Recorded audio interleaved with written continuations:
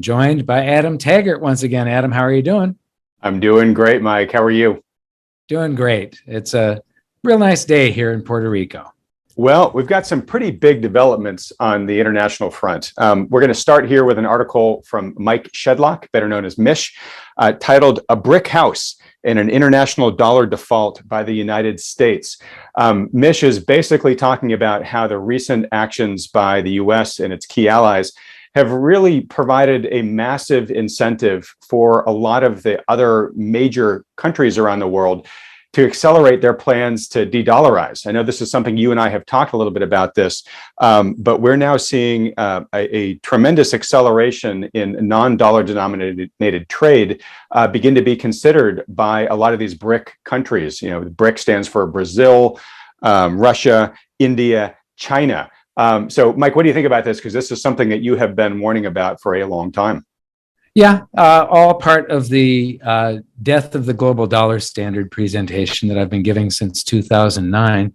And I've covered it many times in the past. But what's interesting, the title is A Brick House, and a brick house. There used to be an old saying, people that live in glass houses shouldn't throw stones because you're going to break your own windows. And if people really should read this article, it makes a lot of sense. But then Mish asks some questions. Mike Shedlock asks some questions. Was it worth it? To answer that question, consider another set of questions. Is Putin still in power? Yes. Is the EU still dependent on Russian energy? Yes. Did sanctions help drive Russia into China's arms? Yes. Is Russia truly globally isolated? No. Did the Fed illegally violate the constitutional mandates? Yes. Did the U.S. force Russia into default, even though Russia tries to pay its creditors? Yes. Can Russia survive with the sanctions? Yes, easily. No matter, all these sanctions are not doing anything. Is China the big winner in this? Yes. And then you go down a little further, and it says, where are we? So it's with that musical interlude out of the way, let's recap where we are. Where are we? Or where we are. One, the U.S. did not default on its interest payments. Rather, it stole the dollar reserves of another country. Now that, if all of these measures that we have used financially, where we're using the banking system to try to, as a weapon, that is nails in the coffin for the global dollar standard. All of this is going to hurt us severely in the future. We're not hurting them in the long run. They're going to be able to get by without us. They're probably going to come out of this stronger. What we're doing is weakening the U.S. over the long run incredibly, because now everybody, all countries on the planet are going, oh, wow, the U.S. can do this. They can confiscate our assets if we have anything in the U.S. They can, freeze our reserves.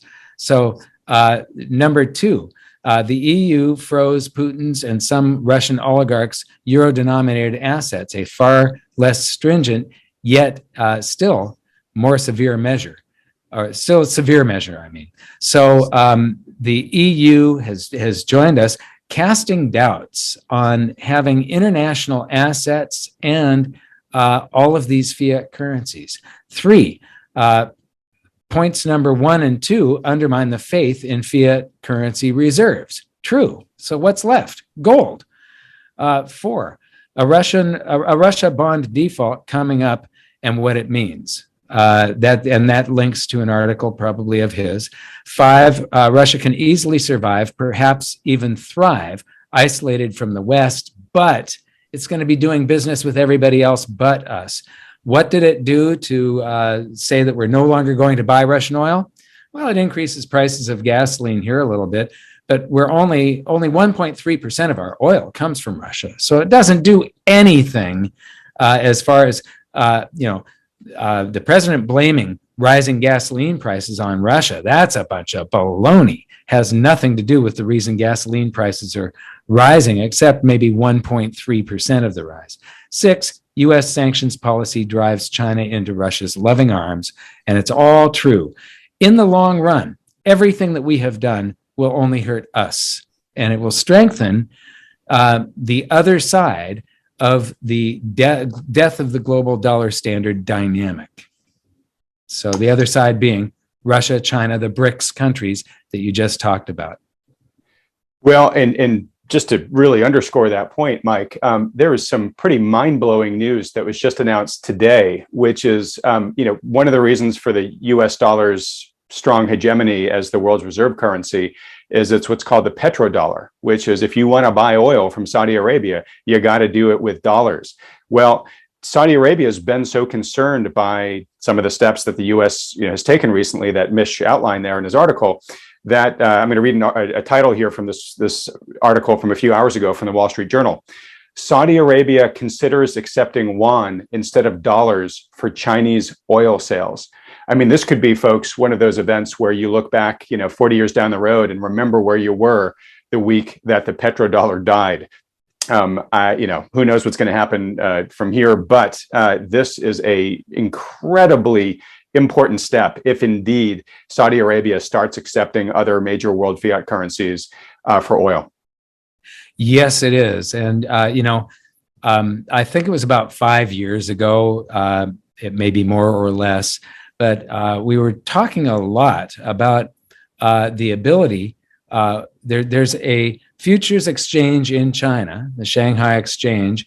Saudi Arabia can put barrels of oil on that exchange, sell futures for yuan, but that same exchange opened up gold contracts. So they started trading gold. So within minutes or even seconds, Saudi Arabia can change the yuan into gold. So they can not only will they be able to take yuan, but they can take gold, putting a lot more demand on gold.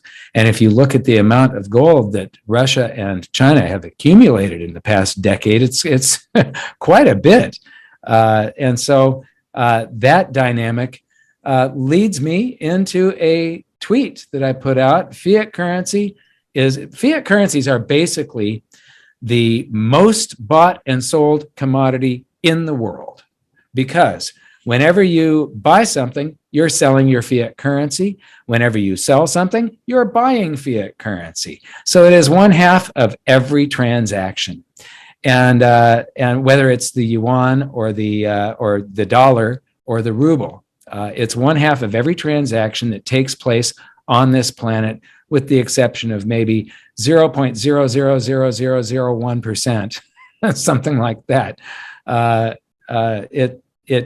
Fiat currencies are the most bought and sold commodity, and we're destroying faith in them right now with all of these actions. When you destroy faith in it, that means the system can end. This war has the potential to plunge the entire world into a modern dark age. And it's extremely dangerous where we are going. And the abuse that we have given fiat currencies, the global dollar standard, and the banking system in just the past month is just amazing. And people don't realize what the consequences could be. That's very true. And talking about abuse, I feel like this is going to be a case of the beatings will continue until morale improves. I don't see this abuse, lightening up anytime soon, given the decisions that are being made along the way here. All right, Mike, we've got a great meme here about fiat currency debasement. But real quickly, before we get to it, folks, one commodity that is truly going through the roof and creating all sorts of investment opportunities is uranium. And I just want to let folks know, because it's timely, Rick Rule is having a uranium boot camp this coming Saturday, March 19th. If you want to learn more about that, go to wealthion.com/virtual uranium. All right, Mike, let's get to that theme. Okay, real simple. Where does the Fed store their US dollars? Answer: in debasement. I want to thank everybody for watching. Thank you, Adam. Always a pleasure, Mike.